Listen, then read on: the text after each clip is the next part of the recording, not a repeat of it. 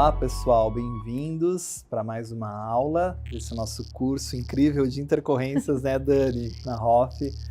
E agora a gente começa um novo bloco, o bloco tão esperado sobre hialuronidase, essa enzima tão importante para quem faz harmonização facial, né, Dani, quem usa ácido hialurônico. Nós comentamos que a gente já escolhe o ácido hialurônico porque ele é um produto reversível. E a gente tem então a enzima que causa, que proporciona essa reversibilidade, que é a hialuronidase. Dani, vamos começar entendendo um pouquinho essa enzima? Vamos, Wagner. Conversa com a gente, comenta um pouquinho o que é a hialuronidase, onde a gente encontra essa enzima. Wagner, eu costumo brincar falando que antes da gente comprar as caixas de ácido hialurônico, a gente tem que comprar a hialuronidase. Então, mais importante do que a gente ter aquele monte de caixa é a gente ter a hial no consultório. É um seguro, né, Dani? Exatamente. Como estou ali assegurado, protegido, porque se houver alguma intercorrência, eu tenho recurso. Até mesmo, vamos pensar aí num profissional que mora num centro que é pequeno, que é menor, que é afastado dos grandes centros, até eu solicitar para a empresa essa enzima e até ela chegar onde eu estou, no meu consultório, isso pode levar dias. E aí eu não tenho dias quando a gente fala especialmente de uma obstrução vascular, né? Perfeito, Wagner. Mas vamos entender um pouquinho essa enzima, né, Dani? Vamos sim. A gente tem essa enzima no nosso corpo naturalmente? Tem presente naturalmente. A gente tem na natureza também, isso é importante. A hial, ela é uma proteína solúvel que atua como uma enzima ali especificamente, a gente vai entender melhor, numa ligação entre carbonos do meu ácido hialurônico. Maravilha. Isso é importante. É um primeiro ponto, Wagner. Aquela famosa ligação glicosídica que a gente comentou quando nós falamos da formulação, né, desse polissacarídeo, né? Então, ela vai fragmentar essa ligação glicosídica, como a gente observa aí, lembrem-se da estrutura do ácido hialurônico, esse polissacarídeo formado por disacarídeos, que são uniões de monossacarídeos, ácido glucurônico, N-acetilglicosamina, unidas pelo carbono na posição beta em relação ao grupamento carboxílico, mas temos aí esse posicionamento do carbono, né? 1,3, 1,4, e essas ligações vão se alternando. Perfeito. Interessante porque se a gente abre essa ligação glicosídica, eu imagino essa cadeia ramificada, multiligada, linkada, esse famoso cross-linking que a gente chama, né? Essa reticulação, isso se perdendo, justamente porque eu estou fazendo com que esse polissacarídeo fique unidades de monossacarídeos. Exatamente. E aí elas são hidrolisadas, absorvidas pelo organismo. Perfeito, Wagner. O princípio do mecanismo de ação é exatamente esse. Porque diferente do que se acredita, a hial, ela não atua quebrando reticulação.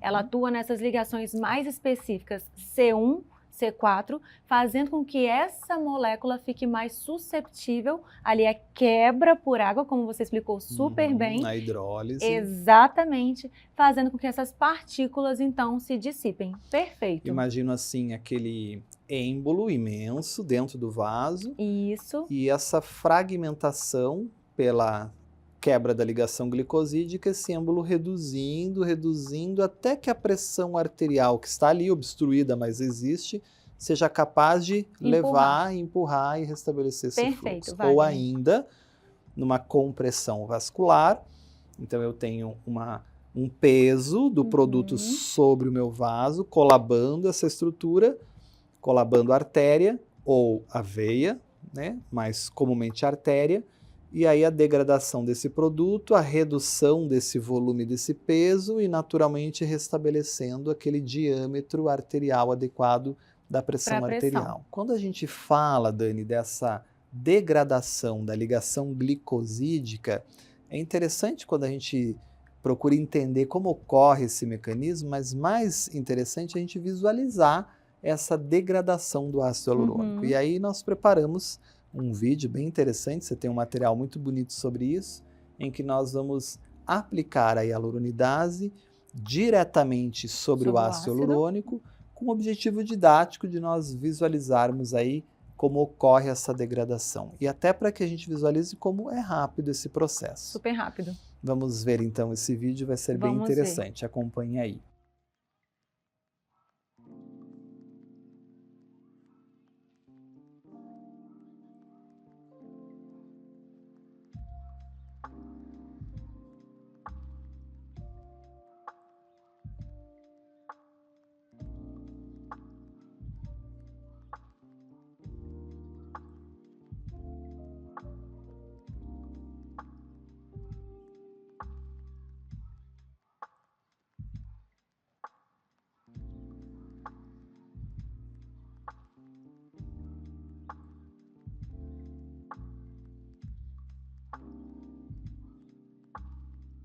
Dani, agora é interessante, até antes de você falar aí mais sobre essa enzima, como nós temos ela naturalmente no nosso corpo, né? Se ela degrada ácido hialurônico, nós sabemos que o ácido hialurônico é abundante no nosso corpo, principalmente na derme. Fibroblasto produz ácido hialurônico.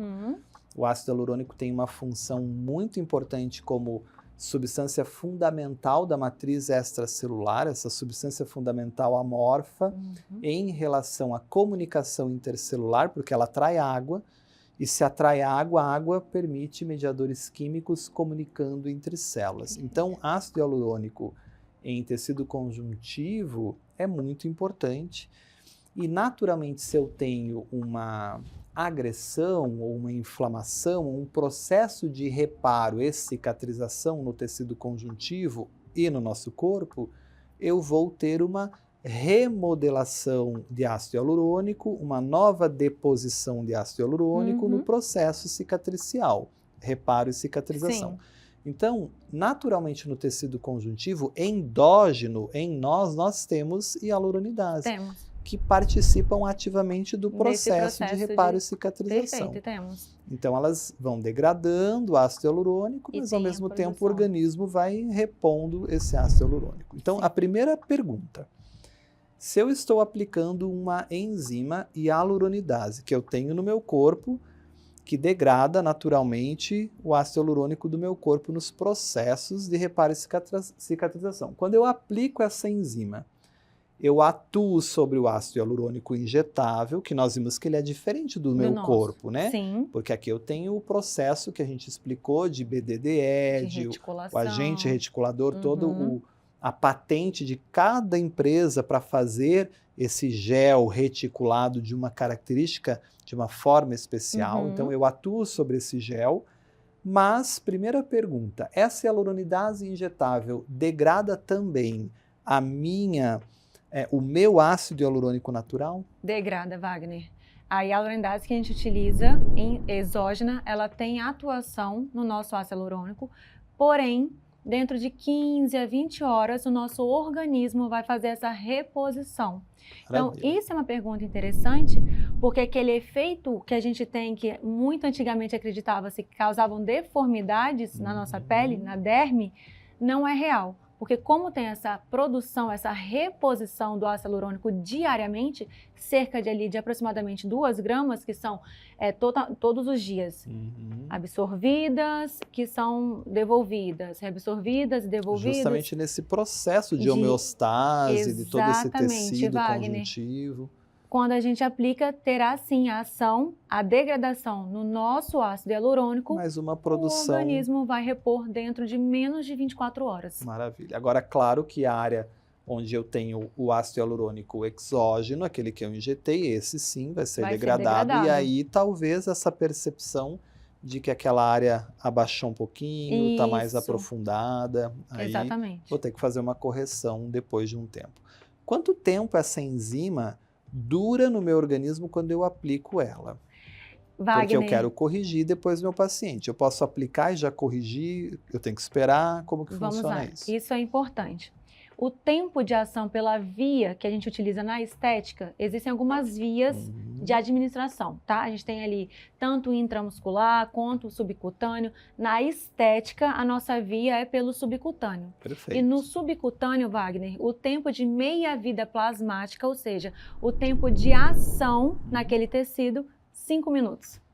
Então, muito isso rápido. é importante, é muito rápido. Porém, Por que a gente não recomenda realizar um novo procedimento no mesmo dia ou ali nas próximas 48 horas? Porque eu posso ter reações do tipo A. O que são essas reações?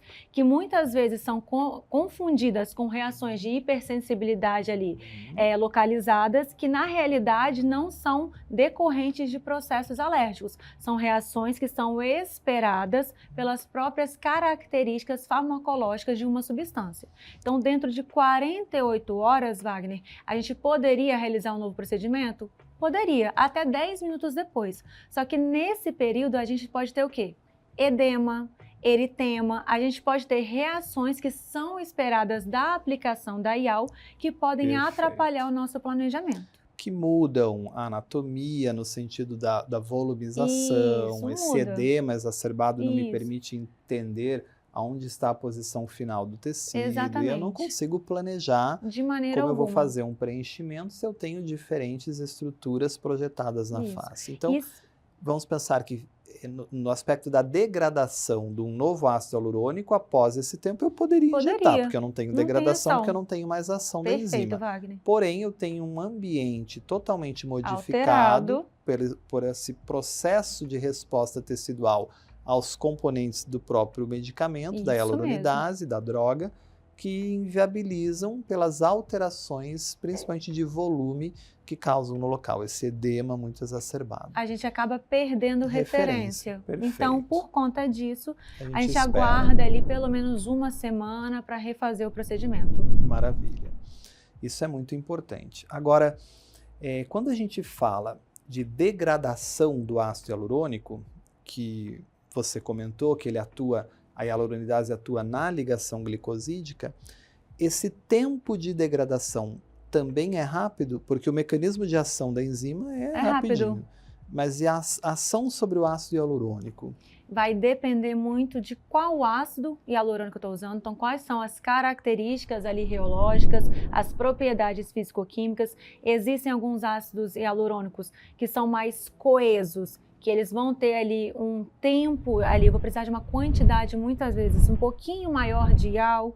Então, dependendo de como ele se comporta clinicamente, da quantidade, da localização, eu tenho essas diferenças no tempo sobre o ácido hialurônico, Wagner. Tem até alguns trabalhos interessantes, né, Dani, que a gente observa na literatura, que avaliam aí o tempo de degradação de diferentes marcas comerciais de ácido hialurônico frente à hialuronidase, né? E aí a gente vê que esse tempo realmente varia em função dessas próprias propriedades. Exatamente. Mas, de forma geral, esse tempo de degradação, ele também é rápido. Inclusive, Wagner, te interrompi, nesses estudos existem ácidos que foram degradados em 5 segundos. Houve uma variação ali de 5, outros 30 segundos. Então tem essa pequena diferença, mas sim, é super rápido. Sempre lembrando que num estudo in vitro, eu estou aplicando a hialuronidase diretamente sobre o meu ácido hialurônico. Isso não acontece em vivo. Na vida real. Né? Então, quando a gente aplica uma enzima, nós temos um tecido, a gente tem a circulação, a gente tem a matriz extracelular, a gente tem um monte de situações clínicas que são completamente diferentes, que não permitem que a minha enzima fique em contato direto com o ácido hialurônico, porque eu tenho um ambiente com inúmeros outros componentes. Isso é muito importante. Inclusive, eu gostaria de mostrar aqui uma referência muito importante do professor Cláudio De Lorenzi, um artigo publicado em 2017, muito atual ainda, apesar de a gente ter que interpretar esse artigo com algumas considerações nos dias de hoje, mas ele é revolucionário, Dani, porque se nós entendermos que nós não temos o contato direto da hialuronidase com o produto, ele orienta que a gente faça sempre uma aplicação de uma alta concentração, uma alta dose, vamos dizer assim, da enzima no local onde eu tenho o meu problema, a minha obstrução. Por que eu digo isso? Porque antes desse artigo do professor De Lorenzi, nós tínhamos doses muito baixas que eram recomendadas para situações de obstrução vascular, né? Qual é o maior problema que a gente pode ter em relação ao ácido hialurônico? Uma obstrução, é a intercorrência mais grave. As demais intercorrências são consequências de problemas de correções estéticas que eu vou ter que fazer. Então, quando eu tenho uma correção estética, eu uso pouca quantidade. Isso. Eu posso usar ali 70 UTRs, 100 UTRs e é suficiente para resolver aquela sobrecorreção do lábio, aquela bolsinha que formou na olheira, aquela assimetria que meu paciente ficou um pouquinho, aquela área que ele não gostou porque achou que ficou exagerado essa mandíbula e eu tiro um pouquinho do produto. Então, aí eu aplico pouca quantidade. Então, as referências eram 75, 100, 150 no máximo UTRs. Só que quando a gente pensa em obstrução vascular e usava essas quantidades, a gente via que era difícil tratar com essa concentração. Tanto que nós esperávamos um tempo e tínhamos que reaplicar. Exato. Esperávamos mais um tempo e tínhamos que reaplicar. E no fim nós tínhamos que reaplicar tantas vezes que, se somado tudo que a gente aplicou, dava uma concentração muito alta, 1.000 UTRs, 1.500 UTRs. Então esse protocolo trazido aí à luz, à ciência em 2017, cujo nome, inclusive, é bem interessante, né? Um novo protocolo de alta dose pulsada de hialuronidase. Por que alta dose? Porque é o primeiro artigo que mostra para a gente que é possível sim aplicar e é preferível aplicar doses altas de hialuronidase no tecido quando a gente fala de uma obstrução. Sim. Quando a gente fala de uma correção estética, tudo bem, a gente vai continuar com 75 a 100, 150 UTRs e a gente resolve o problema. Agora, quando a gente está com uma obstrução, eu preciso encharcar com uma grande concentração, uma alta dose, e aí ele vai sugerir doses de 2.000 UTRs de uma única vez no tecido. Isso é muito legal, pensando, como eu disse, que eu não estou com um teste in vitro, aplicando a enzima direto sobre o produto. Eu estou aplicando na hipoderme, eu estou aplicando no subcutâneo, eu estou aplicando no tecido, às vezes, da derme, se é mais superficial, estou aplicando, às vezes, mais profundo no SMES, mais na região muscular, eu estou por essa região. Sim. E quando a gente aplica, nós temos 3 grandes problemas, vamos pensar assim, né, Dani? Porque, como você disse muito bem, nós temos aí as hialuronidases do nosso organismo, endógenas, e aí quando a gente aplica uma hialuronidase exógena, é claro que nós vamos ter a desativação de uma grande parte dessas enzimas, pelas próprias enzimas anti-hialuronidases do nosso organismo. Porque naquele processo de reparo e cicatrização, essas enzimas hialuronidases que degradam o ácido hialurônico natural precisam ser inativadas no momento em que está ok o seu trabalho, para que agora o fibroblasto possa repor no processo de cicatrização o ácido hialurônico. E aí as enzimas anti-hialuronidases desligam elas. Então imagine que eu apliquei 100 UTRs. Dessas 100 UTRs, vamos pensar que 50 UTRs foram inativadas pelas minhas enzimas anti-hialuronidases. Sobrou 50. Eu já tenho um problema. Eu já estou reduzindo a quantidade de hialuronidade disponível para chegar em contato com esse ácido hialurônico. Mas esse não é o único problema, porque além disso nós temos o problema da diluição, ou seja, eu aplico a hialuronidase num ambiente que é vivo, num tecido que tem um fluido extracelular, que tem uma matriz extracelular, que tem uma drenagem acontecendo nesse tecido, que eu tenho uma lavagem, né? O termo na literatura é wash out, eu tenho uma limpeza disso. E aí, muito da hialuronidase que eu aplico vai ser varrida, vai ser limpada, vai ser diluída por esses líquidos intersticiais. E aí, se eu tinha só 50 que sobrou da minha inativação, da desativação, vamos pensar 30. Que agora eu tenho mais umas 20 que foram 30. Lavadas, sobrou umas 30. Então é muito pouco. E se não bastasse isso, vamos pensar na pior hipótese, porque se for uma compressão, a hialuronidase já está entrando em contato com o produto, porque ele está fora do vaso. Mas se for uma injeção intraarterial, eu ainda tenho um outro problema. Essa enzima, que já foi desativada, que já foi diluída, ela tem agora que difundir para dentro do vaso, para dentro da artéria. Endotélio, tem ainda mais um ponto para vencer. Exatamente. Aliás, lembrem-se que a parede da artéria tem inúmeras camadas histológicas. Olha aqui como a gente mostra para vocês.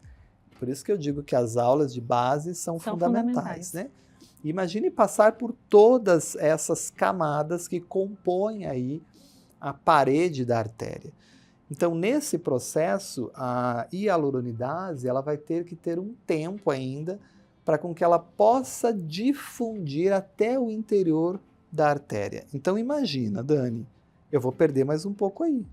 Então, eu apliquei 100. No final, entrou dentro do vaso 10. Porque 90 se perdeu no caminho entre o processo de desativação, o processo de diluição e o processo de difusão. E aí a gente não via muito resultado em relação à obstrução quando a gente aplicava pouco produto. E aí tinha que ficar repetindo. Em 10 minutos, em 20 minutos, em 1 hora, repetia. Então o que o professor De Lorenzi pensa? Ele diz assim, poxa, aplica muita quantidade, porque se você aplicar 2.000 UTRs, é muito provável que uma grande quantidade dessa enzima penetre no interior do vaso e você seja mais assertivo, efetivo para resolver o problema. É isso. Esse protocolo de alta dose muda a maneira de nós pensarmos em hialuronidase porque ele muda a maneira da gente usar a dose de 75 e 100 a no máximo 150 para 2.000 UTRs. E ele vai dizer assim, como a Dani disse muito bem, quanto tempo age a minha enzima? 5 minutos? Então, o professor De Lorenzi vai dizer assim, a dose é pulsada. Você aplicou, espera um pouquinho, 10 minutos, 15 minutos no máximo, não melhorou os sinais da obstrução, reaplica, faz de novo. 2.000 TRs, encharca esse tecido. Porém, nesse trabalho, o professor De Lorenzi tem uma observação importante. A gente está falando de 2017. Então, ele vai dizer assim, olha, prepare essa enzima em uma grande quantidade de soro, né, Dani? 5 ml. 5 ml. Isso é a proposta desse protocolo, desse artigo. Então, você prepara 5 ml, 2.000 TRs e encharca e aplica no tecido. Hoje, no momento que a ciência está do conhecimento, de 2017 até agora, o momento em que nós gravamos esse curso, muita coisa mudou, muita coisa foi compreendida, muita coisa foi entendida em termos mais aprofundados. E aí a gente entende que se eu estou, por exemplo, trabalhando numa área em que anatomicamente eu não tenho espaço, como nariz, como glabela, embora a gente não preencha a glabela, mas imagine que há profissionais que atuam em glabela, em fronte, ou mesmo uma área infraorbital, ou mesmo lábio, né? Você imagine preparar 5 ml, imagina uma seringa de 5 ml de soro fisiológico com hialuronidase injetada no nariz. Não cabe. Não tem espaço. Não tem espaço. Então eu estou numa área com bastante compressão, já estou com um problema de interrupção do fluxo e ainda estou colocando muito líquido. Então hoje o que a gente pensa? A ciência pensa, né? Quando eu falo a gente, a ciência. Que a gente pode adaptar esse protocolo. Então, Dani, eu queria que você explicasse um pouquinho primeiro a principal mudança desse protocolo. A gente prepara 2.000 TRs em quanto de soro?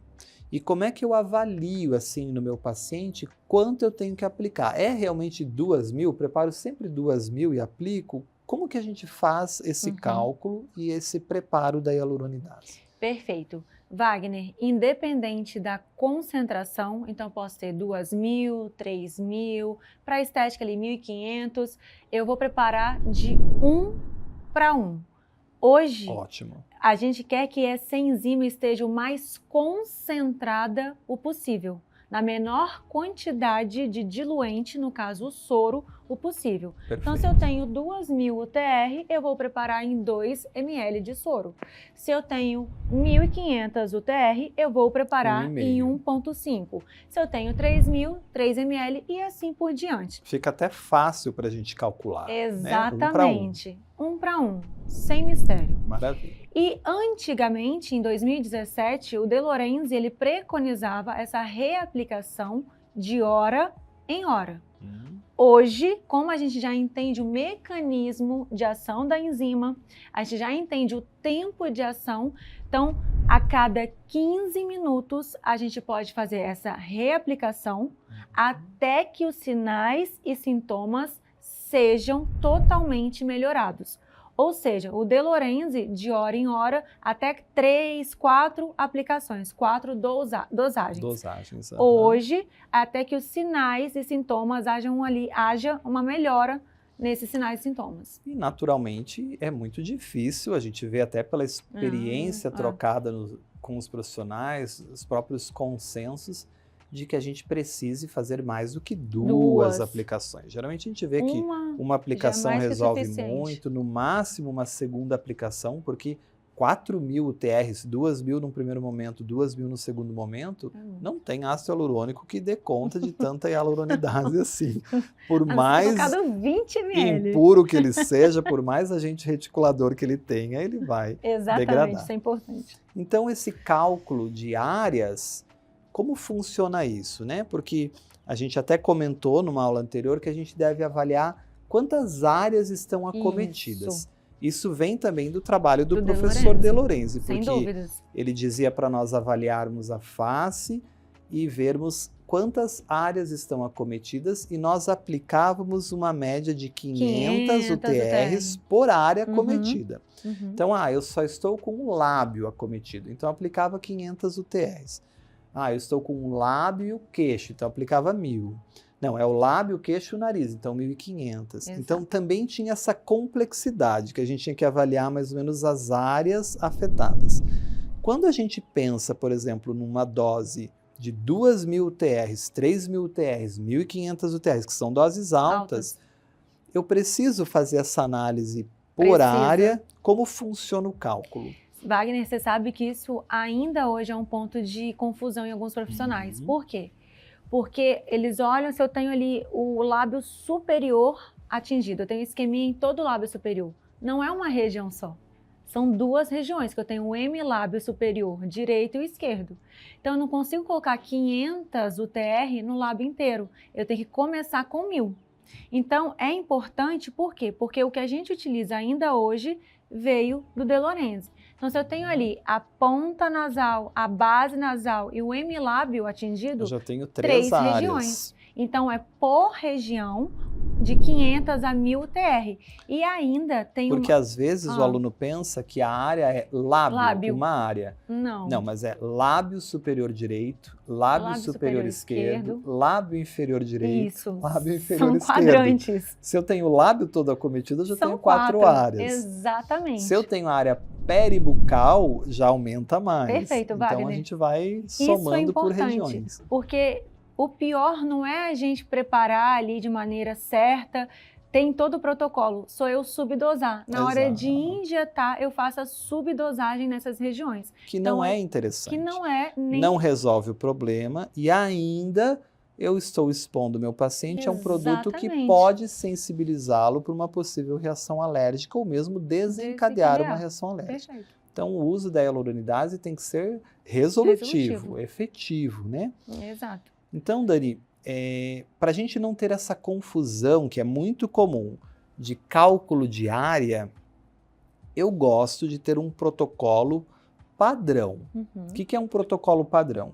É uma forma de você preparar a hialuronidase que ela serve para todas as situações de obstrução. E isso é ótimo, porque eu não vou errar. Isso. Né?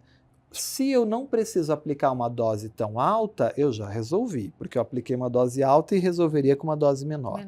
Mas se eu preciso de uma dose maior, eu já estou com a dose maior. Exatamente. Então eu sou efetivo, eu consigo resolver esse problema. Então vamos pensar assim. Em obstruções onde eu posso colocar bastante volume, onde eu tenho espaço, a gente prepara a hialuronidase na relação 1 para 1. 1 para 1. Se eu tenho 1.500 UTRs, eu preparo em 1,5 de soro. Se eu tenho 2.000 UTRs, 2 ml de soro. Perfeito. Se eu tenho 3.000 UTRs, 3 ml de soro. Vamos pensar em 2.000 UTRs, que é o mais comum, é o mais padrão dentro da formulação que a gente adquire, né? 1.500, 2.000 são as mais comuns, mas 2.000 UTRs. Então eu preparei minha seringuinha com 2 ml de soro estéril. Importante. Coloco lá dentro do meu pozinho, agito um pouquinho, misturo, aspiro e vou aplicar. E aí essas 2.000 UTRs em 2 ml eu aplico em todas as áreas onde eu tenho os sinais clínicos da obstrução. Isso. Pode ser aquela isquemia, pode ser um pouco de isquemia com livedo, pode ser um livedo com pustulação, desde que eu tenha usado antibiótico, respeitando tudo que a gente discutiu. Mas eu vou aplicar em todas as áreas em que eu tenho sinal clínico. E que o paciente relate que tem desconforto, isso é importante. Preenchi o lábio, mas eu tô com um pouquinho de livedo em nariz, em ponta do nariz, ao redor do narizinho na asa, aplico em toda essa região também, esses 2 ml distribuo pela área. E é importante, Wagner, porque embora a gente não consiga ver, se o paciente relatar assim, olha, eu tô vendo o sinal aqui no meu lábio superior, e o paciente fala, mas Dani, meu mento também tá esquisito, eu tô sentindo anestesiado, tá doendo. Mesmo que não haja ainda nenhum sinal, a gente tem que fazer a aplicação no mento, Wagner. Perfeito. Conta como uma região. Então, em todas as áreas onde o paciente descreve sintomatologia dolorosa e onde o profissional visualiza sinais clínicos de obstrução. Isso. Aguardo 10 minutos, se eu não tenho melhoria, eu faço de novo a mesma aplicação. Muito bem. E eu posso associar a essa aplicação uma massagem vigorosa, porque a massagem potencializa a ação da IAL. Maravilha. Tá? Numa segunda situação, e eu já vou perguntar como a gente aplica isso. Numa segunda situação, eu não tenho muito espaço tecidual. Então agora eu estou falando de áreas que eu não posso pôr muito volume. Não posso pôr 2 ml de soro. Não cabe, Dani, no nariz, na glabela, na testa, na área orbital. Eu tenho que pôr menos quantidade de líquido. Como é que eu preparo a hialuronidase para essas regiões? Ótimo. Eu pego essas 2.000 UTR e posso concentrá-las em meio ml de soro, Wagner. Eu não reduzo a dose. A dose, de maneira alguma. Eu mantenho 2.000 UTRs, mas eu reduzo o soro. Isso, é como se eu estivesse quadruplicando a potência da minha IAL. Então, tanto áreas ali como nariz, lábios, a gente pode fazer esse preparo. 2.000 UTRs para? Meio ml de diluente, no caso, soro fisiológico. Principalmente lábios e nariz e também glabela, fronte, áreas ao redor dos olhos, área periorbital, quando a gente visualiza a obstrução, sinais de obstrução. Wagner. Maravilha. Dani, dói para aplicar a hialuronidase? Dói. A IAL, ela queima, Wagner. É desconfortável.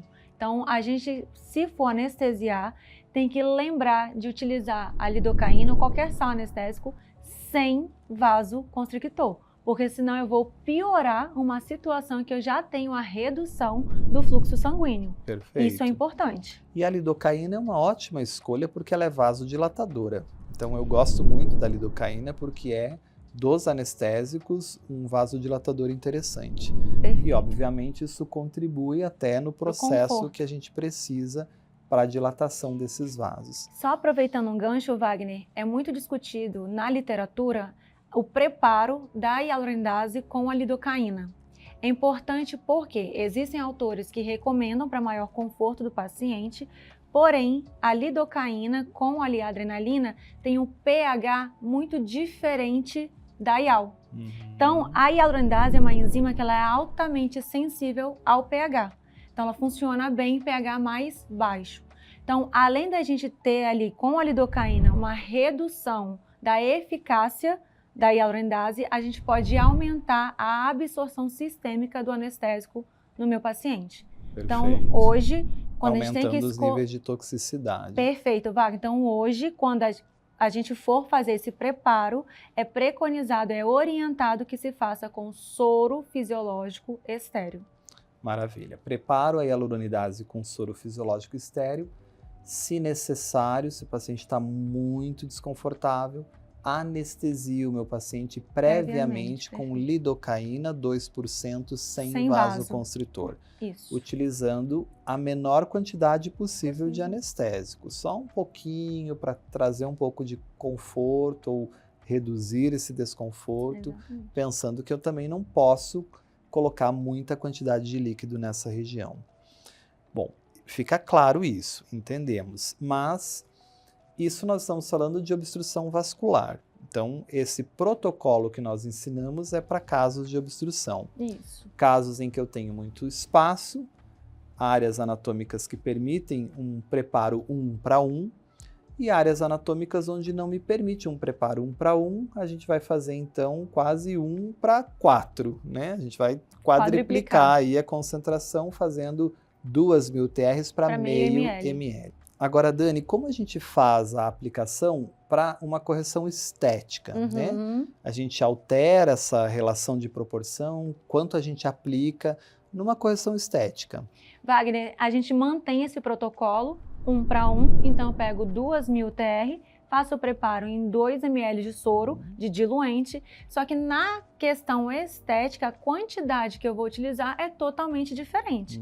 Claro, vai depender ali do para o que eu preciso, do que eu preciso no paciente, mas de uma maneira geral, se eu tenho um efeito Tyndall, eu posso utilizar ali não tem consenso na literatura, isso é importante. Importante. Então, de 5 a 150 UTR são recomendadas na literatura. Veja que variabilidade imensa, imensa. Né? De 5 a 150.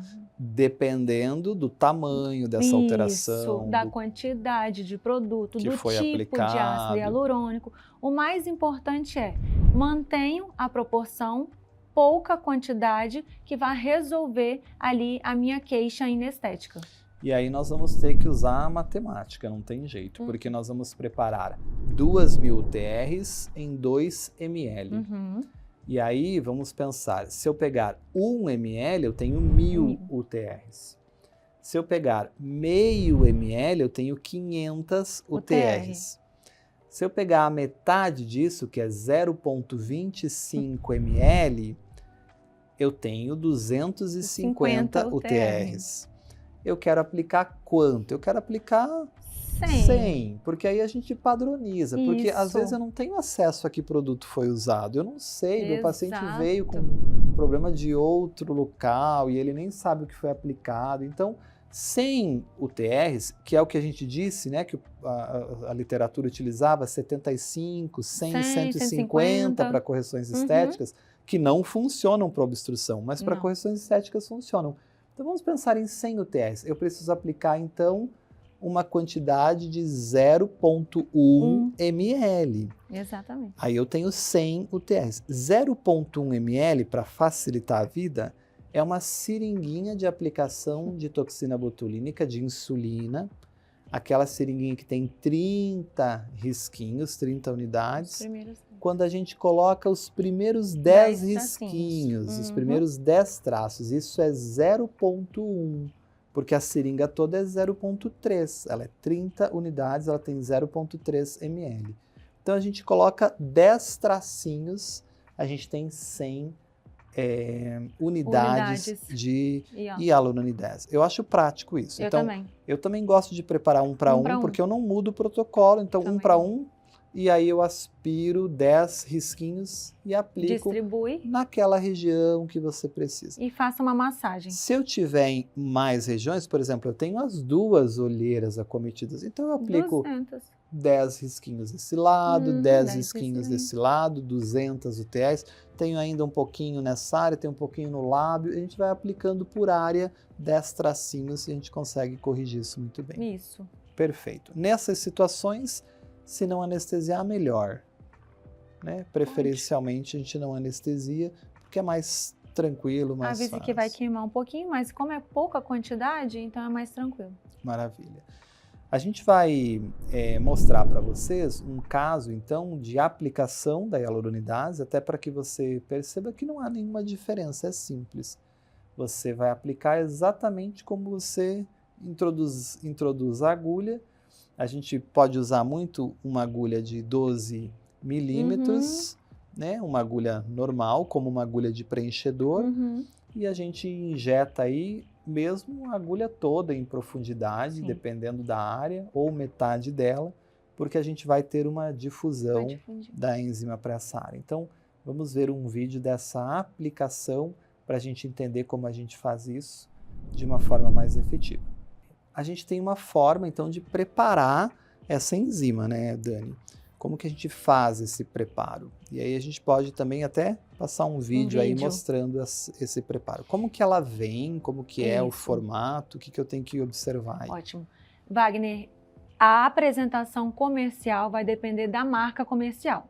Então, existem marcas aqui no Brasil, tanto de origem bovina, que é o meio ali de extração dessa hialurondase, quanto de origem ovina. Na apresentação comercial da Biometil, que é de origem bovina, geralmente vem desse jeito aqui, como vocês estão vendo. Uma caixa com 6 frascos, 3 com pó liofilizado e o seu diluente. Isso é importante. Nesse caso, o diluente é o soro fisiológico associado ao manitol. Então, aqui... E o pozinho liofilizado é o princípio ativo, é a hialuronidase. É a enzima propriamente dita, Wagner. Então, nesses casos aqui, como que a gente faz? 2.000 TR, eu vou pegar um frasco do pó, mais um frasco do diluente, eu vou higienizá-los com álcool 70, eu vou aspirar 2 ml. Por que 2 ml? Porque eu estou falando de 2.000 UTR, eu vou aspirar delicadamente, eu vou inserir relação no frasco, de 1 para 1, né? Isso, eu vou inserir essa quantidade de diluente no meu frasco com pó liofilizado e não há necessidade de agitar, porque eu não quero formação de espuma. Tá ótimo. Eu posso fazer ali, ó, delicadamente a incorporação do pó ao líquido até que essa solução fique límpida. Haja ali total mistura entre esses dois constituintes, Wagner. Pronto. Maravilha. Tá pronto para uso. As formas de preparo são as mesmas para padronizadas, todos os tipos, para as marcas comerciais. Perfeito. Existe alguma marca comercial que não vem o diluente? Iria falar agora. Existe. A da Toscane, cuja origem é ovina, ela não tem o diluente, ela vem o pó, e aqui a apresentação comercial, ela só vem com 1.500 UTR de hialuronidase. Então, nesse caso da Toscane, a gente tem que ter o soro fisiológico, aspira 1,5 ml, ou seja, 1,5 ml, e o preparo é da mesma forma que foi realizado para a da Biometil, por exemplo. O mais importante que vocês entendam é preparo 1 para 1, higienizar o pó, o frasco e fazer esse preparo, a incorporação desse diluente, desse líquido, e não há necessidade de agitar. Delicadamente está pronto para uso. Maravilha. Dessa forma, Wagner, em 1 ml a gente vai ter 1.000 UTR. Tá pronto. Perfeito. E nós temos do Brasil 4 grandes marcas comerciais de hialuronidase, né? Nós temos a Biometil, nós temos a PHD, nós temos a Victa e nós temos a Toscane. Dessas 4 marcas comerciais, somente a Toscane é de origem ovina. As demais 3 marcas são de origem bovina. Isso tem alguma relação em termos de resposta alérgica, resposta inflamatória, Dani? Wagner, existem alguns estudos descritos na literatura que a de origem ovina, o índice de reação é menor quando comparado com a origem bovina. O ideal seria a gente utilizar a recombinante humana, que é uma terceira origem ali da hialuronidase, só que no Brasil a gente não tem disponível. Seria uma hialuronidase com os menores índices alergênicos. Exato, praticamente zero, Wagner. Dani, eu vou te interromper um pouquinho, nós vamos parar um pouquinho para que a gente possa discutir mais, porque tem muita coisa, a hialuronidase é amplo, esse assunto é maravilhoso. E para que o nosso aluno não canse tanto, se bem que a gente ama falar, a gente ficaria aqui falando um tempão, nós vamos interromper essa aula e a gente vai continuar discutindo hialuronidase no nosso próximo encontro. Até lá!